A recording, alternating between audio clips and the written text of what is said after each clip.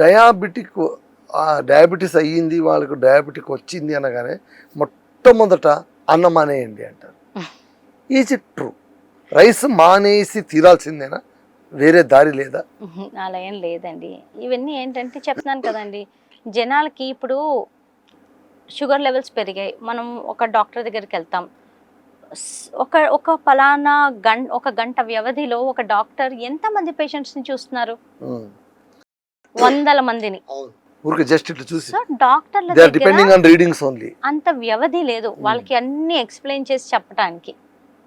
So easy way ఏంటి, ఇవి మార్చేసుకోండి అని, దాంట్లో ఒకటి రైస్ మానేయండి, వాకింగ్ చేసేయండి అనేవి ఒక ప్యాంప్లెట్ లాగా ఇచ్చేస్తారు. కానీ మనం ఇక్కడ గమనించాల్సింది ఏంటంటే, మీరు రైస్ తీసుకోండి, వీట్ తీసుకోండి, ఓట్స్ తీసుకోండి, జొన్నలు, రాగులు, సజ్జలు, మీరు ఏం తీసుకున్నా అన్నీ కూడా కార్బోహైడ్రేట్సే. వీటి అన్నీ కూడా మించుమించు ఒకటే అమౌంట్ ఆఫ్ కార్బ్స్ని మనకిస్తాయి ఇంచుమించు. కానీ రైస్ ఎప్పుడైతే పాలిష్డ్ రైస్ తింటున్నామో, ఆ పాలిష్ చేసిన పొరలో ఉన్న విటమిన్స్, మినరల్స్, ఫైబర్ అన్నీ వెళ్ళిపోతున్నాయి. సో ఆ వైట్ రైస్ తింటాం మూలంచి, వైట్ రైస్కి glycemic index and glycaemic load అంటాం. అంటే మనం తిన్నాక ఎంత క్విక్గా షుగర్ లెవెల్స్ బ్లడ్లో పెరుగుతాయి, దాన్ని గ్లైసిమిక్ ఇండెక్స్ అంటారు.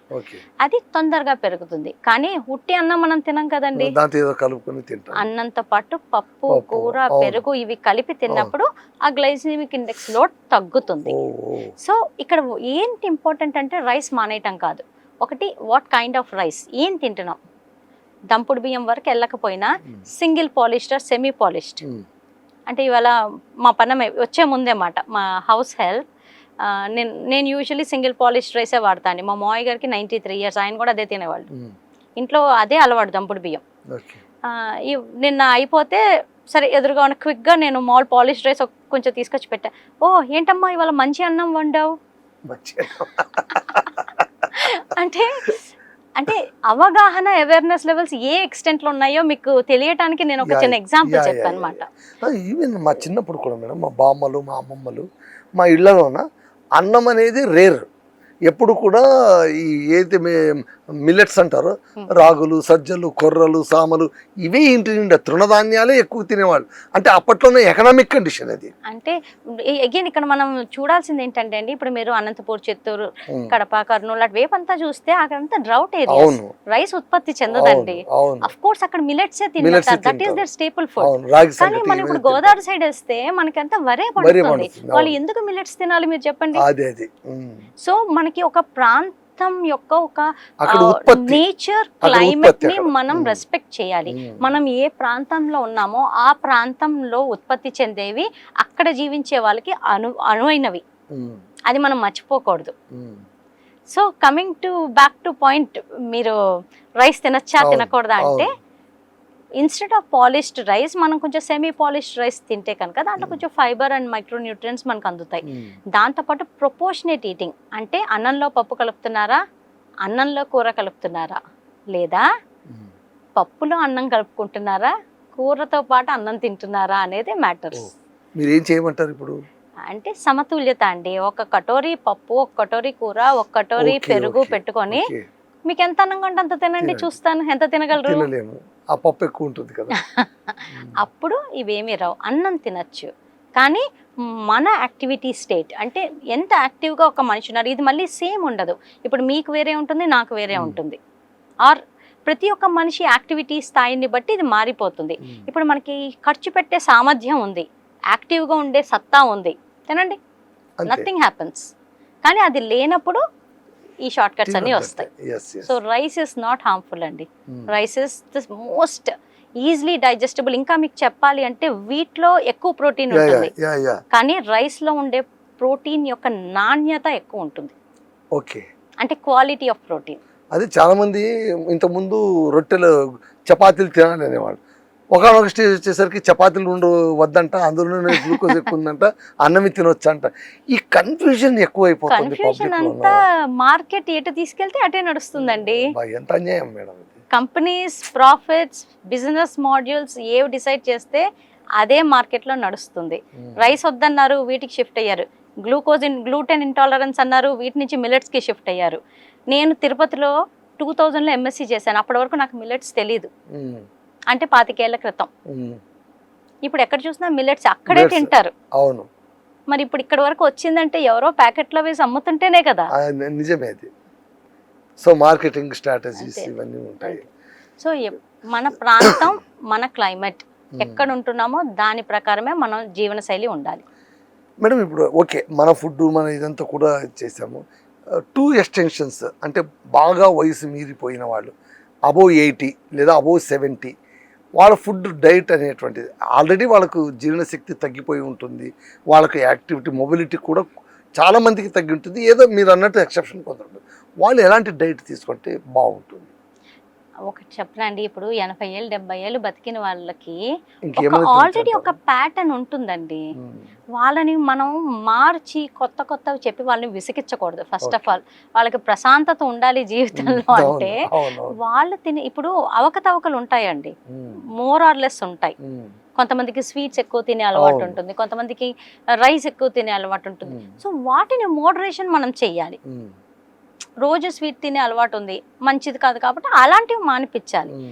కొంతవరకు రెస్ట్రిక్షన్ అంటే మళ్ళీ మొత్తం పూర్తిగా కొంతైతే అతివృష్టి అనావృష్టిగా చేసేస్తారు. సో ఎప్పుడైతే వాళ్ళు they feel sad about food, అసలు సంతోషం సగం బలం అన్నారు మన పెద్దవాళ్ళు. అసలు ఫుడ్ పట్ల ఒక సంతోషం అనే ఒక ఇమోషనే లేనప్పుడు ఆ ఫుడ్ మీరు ఎంత హెల్దీగా ఇచ్చినా అది వాళ్ళకి ఆరోగ్యాన్ని ఇవ్వదు. ఓకే, సో వాళ్ళ ఇష్టాన్ని మనం ఖచ్చితంగా గౌరవించాలి, కానీ ఇన్ మోడరేషన్ కొంచెం చూసుకోవాలి. ట్యూన్ చేస్తే సరిపోతుంది అంటే. ఓకే, సో వాళ్ళకంటూ సపరేట్ ప్యాటర్న్ అక్కర్లేదు. అందరికీ ఒకటే అండి. మీరు పుట్టిన 1 ఇయర్ బాబు దగ్గర నుంచి 90 ఏళ్ళ వరకు ఏం తింటామండి, సేమ్ ఇదే. ఏం తేడా ఉంటుంది? తేడాలు మనమే తెచ్చుకున్నాం. ఓకే మేడం, ఇప్పుడు 1 ఇయర్ అంటారు కదా, దానికంటే వెనుకపోదాం. అప్పుడే ఇన్ఫాంట్ బేబీస్కు మొదట తల్లిపాలు ఆరోగ్యకరం, ఓకే. ఆ లిక్విడ్ ఫుడ్ ఎప్పటిదాకా, సాలిడ్స్ ఎప్పటి నుంచి స్టార్ట్ చేయాలి? ఇప్పుడు మార్కెట్లో ఉన్న వాళ్ళపైన కూడా దాడి మొదలైపోయింది, చిన్న పిల్లలపైన కూడా దాడి మొదలైంది. పీడియాట్రిక్ న్యూట్రిషన్ అని అదని ఇదని పెద్ద పెద్ద డబ్బాలు వచ్చి పడిపోతున్నాయి. మళ్ళీ ఏంటి వాళ్ళ చిన్న పిల్లల పసికందుల పరిస్థితి ఏంటి? First 6 months babies only milk మాత్రమే డైజెస్ట్ చేసుకోగలరండి. వాళ్ళ డైజెస్టివ్ సిస్టమ్ ఇస్ ఇమ్మెచ్యూర్. అన్ని హార్మోన్స్ సెక్రేట్ అవ్వవు, అన్ని ఎంజైమ్ సెక్రేట్ అవ్వవు. ఓన్లీ రెనిన్ అన్న ఒక్క ఎంజైమ్ మాత్రమే ఉంటుంది, అది మిల్క్ మాత్రమే డైజెస్ట్ చేయగలరు. అందుకనే ఫస్ట్ 6 నెలలు ఉట్టి తల్లిపాలే ఇవ్వాలి అని చెప్తారు. ఎందుకంటే ఇంకేమైనా ఇచ్చినా వాళ్ళు అరిగించుకోలేరు, ఇండైజెషన్, మళ్ళీ రకరకాల సమస్యలు. కాంప్లిమెంటరీ ఫుడ్ అనేది మనం 6 months నుంచి కొంచెం కొంచెం ఫస్ట్ ప్యూరీస్తో, కొంచెం అన్నం పప్పుతో, so till 1 year of age adult డైట్కి వచ్చేసేట్టు ప్లాన్ చేయాలి. ఒక్కొక్కటి ఇంట్రడ్యూస్ చేసుకుంటూ.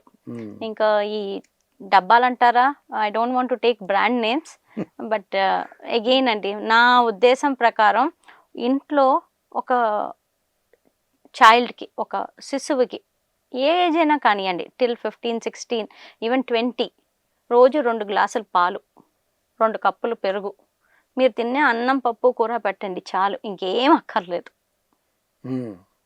1/2 లీటర్ మిల్క్ ఒక చైల్డ్కి 100% ఇవ్వాలి. ఇప్పుడు మనకున్న ఈ మిల్క్ భయంతో ఒక 1/2 లీటర్ మిల్క్ ఇస్తే 15-16 grams of protein, that is half of the requirement. వాళ్ళకి ప్రోటీన్ వెళ్ళిపోతుంది. అది ఇవ్వటం లేదు, పెరుగు ఇవ్వటం లేదు. ఎండ్ ఆఫ్ ద డే మీరు గమనిస్తే చిన్నప్పటి నుంచి ఆ పెద్దవాళ్ళు చెప్పే మాట మీకు గుర్తే ఉంటుంది, ఎవరికి నిద్ర పట్టకపోతే ఒక గోరువెచ్చని పాలు గ్లాస్ తాగండి, నిద్ర పడుతుంది అనాలి. ఎందుకు? మిల్క్లో ఒక అమైనో యాసిడ్ ఉంటుంది, ట్రిప్టోఫాన్ అని, అది నిద్రని ఇండ్యూస్ చేస్తుంది, అందుకని తాగమంటారు. కానీ మనం ప్రోగ్రెస్ అయ్యి టెక్నాలజీని ఆసరాగా తీసుకొని ముందుకు అడుగేసే కొద్దీ వెనకబడిపోతున్నామండి, అన్ఫార్చునేట్లీ. సో మన ప్రాక్టీసెస్ని, ఇంపార్టెన్స్ని వదిలేసి పాలు తాగాల్సిన టైంలో కోకులు తాగుతున్నారు. సో ఏమవుతుంది? Sugar spike. సో అది హైపర్ సెన్సిటివిటీ, హైపర్ యాక్టివిటీ వచ్చేస్తుంది. సెటిల్ డౌన్ అవ్వరు, పడుకోరు, హీలింగ్ అవ్వదు, లేవరు. It's a vicious cycle. Again ఇంకొక డౌట్ ఉంది నాకు, చిన్న పిల్లలకు ఈ షుగర్ కానీ అసలు వాటర్ వాటర్ ఇవ్వకూడదు అని అంటారు చిన్న పిల్లలకు వాటర్, పసికందులకా అండి? పసికందులకు. ఏంటి కారణం ఏమి? అవసరం లేదండి, ఎందుకంటే breast milk is sufficient. Sufficient. It is very thin and very పల్చగా ఉంటుంది, and it has all the nourishment.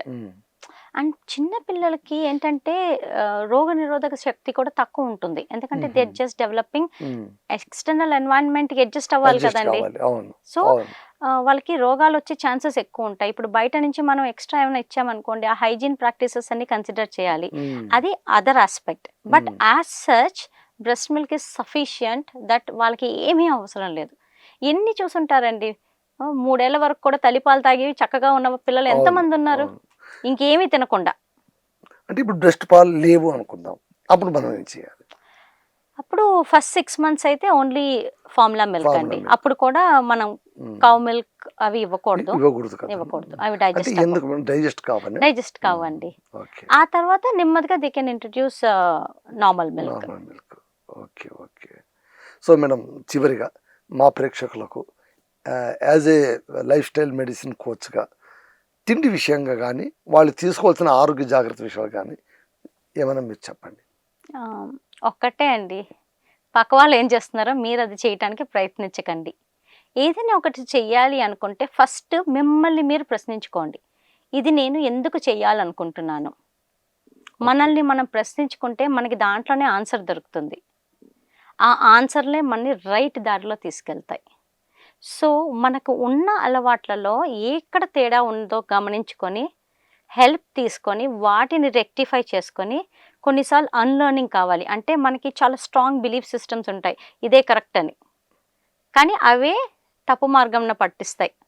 So unlearning అంటే ఒక ప్రొఫెషనల్ దగ్గరికి వెళ్ళి ఒక అడ్వైస్ తీసుకునే దానికంటే ముందు మనకున్న బిలీఫ్ సిస్టమ్స్ని పక్కన పెట్టాలి. ఓకే. పెట్టి then learn the new habits. Okay. Diet plans, fat diets, quick fixes, instant results అన్నీ కూడా ఇన్స్టెంటే. అవి లాంగ్ టర్మ్ సస్టైనబుల్ రిజల్ట్స్ ఎప్పటికీ కాలేవు. సో యాజ్ ఎ న్యూట్రిషనిస్ట్ ఒక చిన్న ఎగ్జాంపుల్తో నేను ముగిస్తానండి. ఒక association I want to tell. ఇప్పుడు సూర్యరశ్మిని తీసుకొని మొక్కలు పిండి పదార్థాలను ఉత్పత్తి చెందిస్తాయి, ఫోటోసింథసిస్. అదే ప్లాంట్ ఫుడ్ని ఎవరో పండిస్తున్నారు, ఫార్మర్స్, మిడిల్ మ్యాన్ తీసుకొస్తున్నారు, రిటైలర్స్ అమ్ముతున్నారు, ఇంట్లో వండుతున్నారు, మనం తింటున్నాం. Such a big chain of people. ఇంతమంది ఇంత కష్టపడితే ఆహారం మనకి పల్లెల్లోకి వస్తుంది. How thankful are we for the food that we're eating? So మనకన్నా ఆ గ్రాటిట్యూడ్, ఆ ఎమోషన్, ఫుడ్ పట్ల ఆ పాజిటివ్ పవర్ఫుల్ అసోసియేషన్ లేకపోవటానికే ఈ రోగాలన్నీ రావడానికి కారణం. సో వీటన్నిటిని అరికట్టాలంటే that one thank you to food before you eat. Feel that ఆ ఫుడ్ మనకి ఆహారాన్ని ఇస్తోంది, మన ఆహారం మనకి ఆరోగ్యాన్ని ఇస్తోంది అన్న భావనతో మనం తింటే ఆ మనిషికి ఏ రోగాలు రావండి. అదే అన్నదాత సుఖీభవ అన్న మాట. It's a blessing. So gratitude అండి, gratitude with gratitude. Be thankful that మనం తినగలుగుతున్నాం. తిండి లేని వాళ్ళు చాలా మంది ఉన్నారు, మనం తినగలుగుతున్నాం. ఆ ఫుడ్ పట్ల అవహేళన ఉండకూడదు, రెక్లెస్నెస్ ఉండకూడదు, take it for granted kind of attitude అనేది చాలా తప్పు. So this is one important message that I want to convey. Thank you madam, చాలా మంచి విషయాలు చెప్పారు.